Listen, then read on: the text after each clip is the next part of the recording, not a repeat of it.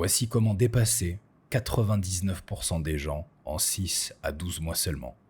Pour ça, vous allez d'abord devoir devenir brutalement conscient de deux choses. La première, ce dont vous ne voulez pas, et la deuxième, où vous vous retrouverez si vous continuez à faire les mêmes choses dans votre vie. Si vous êtes tombé sur cette vidéo, c'est qu'aujourd'hui, vous n'êtes probablement pas là où vous aimeriez être. Et si c'est le cas, c'est que vous n'avez probablement pas encore compris une chose extrêmement importante, qui est que pour aller là où vous voulez aller, vous devez devenir la personne qui peut s'y rendre. Demander à un éléphant de grimper à un arbre, c'est exactement la même chose que vous demander pourquoi vous n'arrivez pas à aller là où vous voulez aller.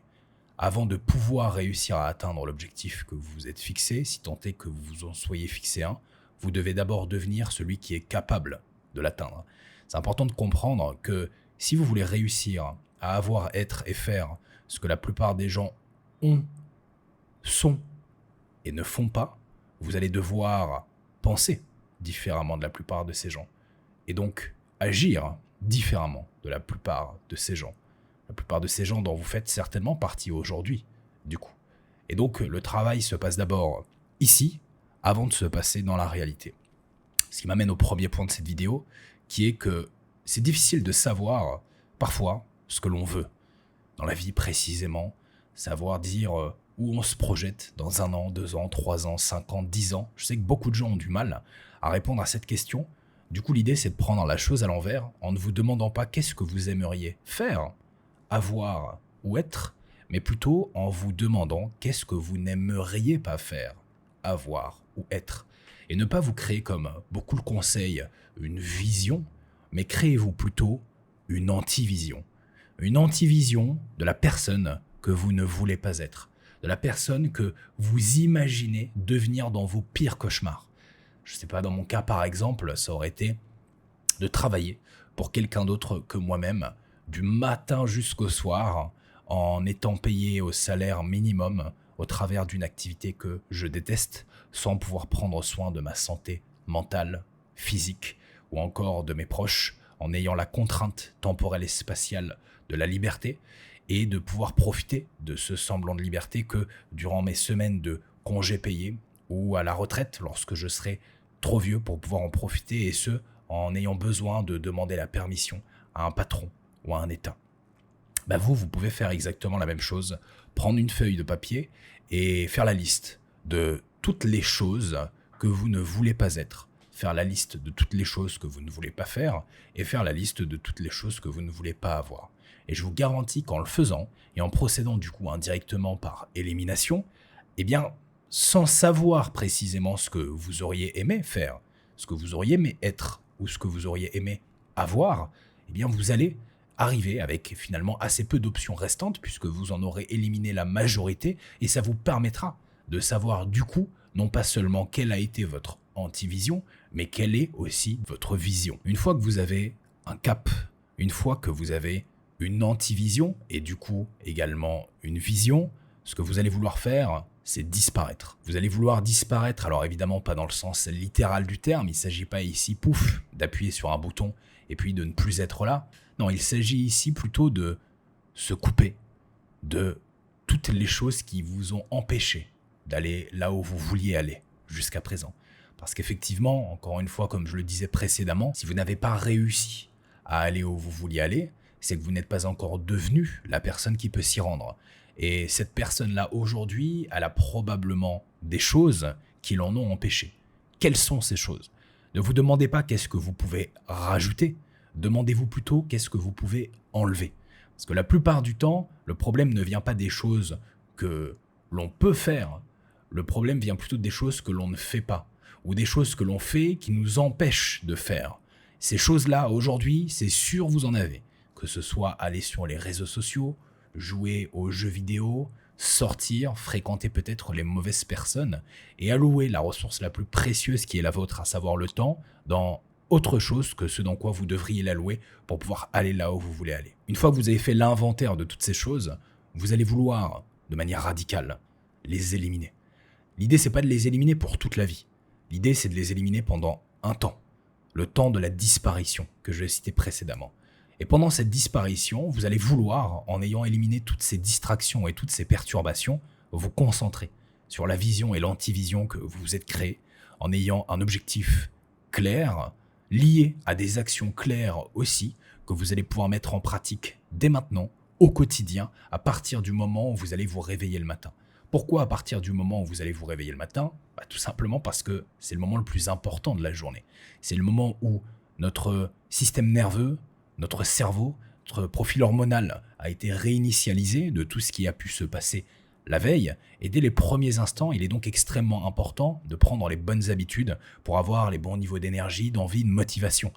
En effet, si vous levez le matin et que la première chose que vous faites, c'est que vous allez scroller sur les réseaux sociaux, eh bien vous risquez par exemple de créer un pic de dopamine de mauvaise qualité qui va tout de suite vous faire avoir une base, ce qu'on appelle une baseline, de dopamine haute. Par rapport à ça, le problème c'est que pour pouvoir ensuite avoir l'énergie qui provient de la dopamine que l'on sécrète normalement de façon naturelle, eh bien vous allez devoir réussir à vous stimuler et à vous apporter du plaisir et donc de la dopamine plus que vous ne l'avez déjà fait.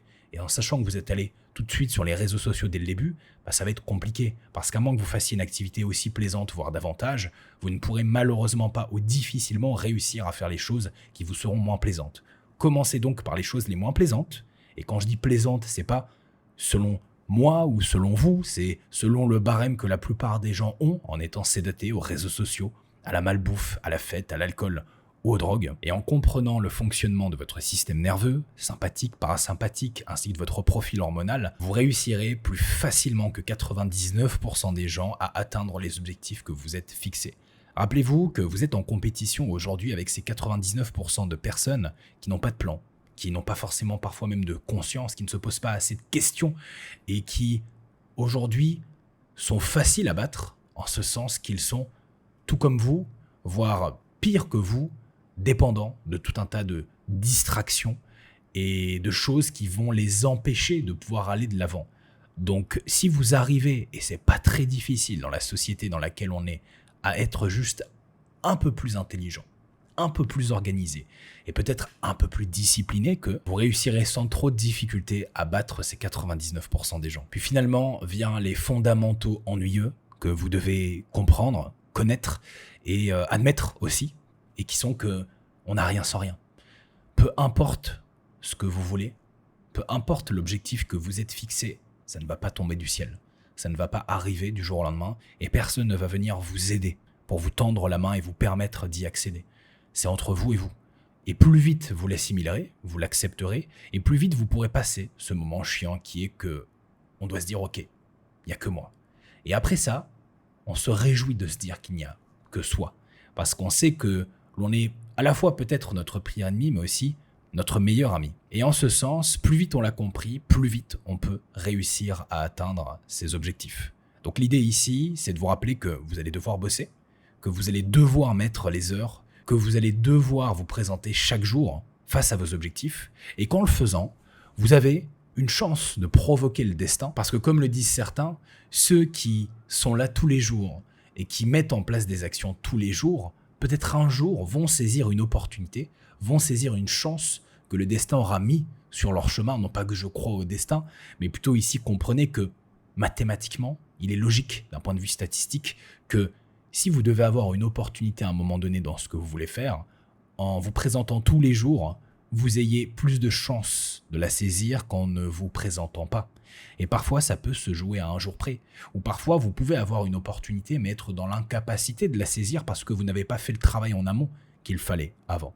Et donc, l'idée de se présenter tous les jours, c'est l'idée de maximiser vos chances, de pouvoir saisir la chance lorsqu'elle se présentera à vous. Et si elle ne se présente pas, eh bien au moins, en vous présentant tous les jours, cette chance-là, vous l'aurez créée par vous-même et vous l'aurez pliée à votre volonté. Alors maintenant, il y a peut-être une question que vous posez qui est « Quand est-ce que je verrai des résultats ? Quand est-ce que je pourrai avoir le fruit de ce travail ?» Ne vous posez pas cette question. Si vous vous posez cette question, peu importe la réponse que vous aurez, elle ne saura vous satisfaire. Comprenez que ce travail, cette quête, c'est pas celle d'un mois ou d'un an, c'est celle d'une vie. Et aujourd'hui, il y a une philosophie à laquelle je me raccroche et qui m'a beaucoup aidé à partir du moment où je l'ai embrassée, et qui est de me dire que peu importe l'objectif que j'ai, si j'en ai un qui me tient vraiment à cœur, un rêve auquel je m'accroche, une vision que j'ai réussi à avoir, ou une antivision, eh bien je préfère me battre toute ma vie à essayer de l'obtenir, à essayer de l'atteindre, à essayer d'arriver à accéder à mes objectifs, mais sans ne jamais y arriver, plutôt que de me résigner, d'abandonner et de ne jamais essayer. Parce qu'en effet, pour moi, la vie que je fuis dans cette antivision que je citais au début, c'est-à-dire celle de quelqu'un de prisonnier, d'esclave, tel que je le vois, eh bien, essayer de la fuir pour moi vaut plus, même si j'échoue, que de ne pas essayer, de me résigner et d'être assuré d'échouer. Parce qu'en vous résignant, vous êtes sûr du résultat. En ne vous résignant pas, vous avez une chance d'échouer. Mais vous avez aussi une chance de réussir.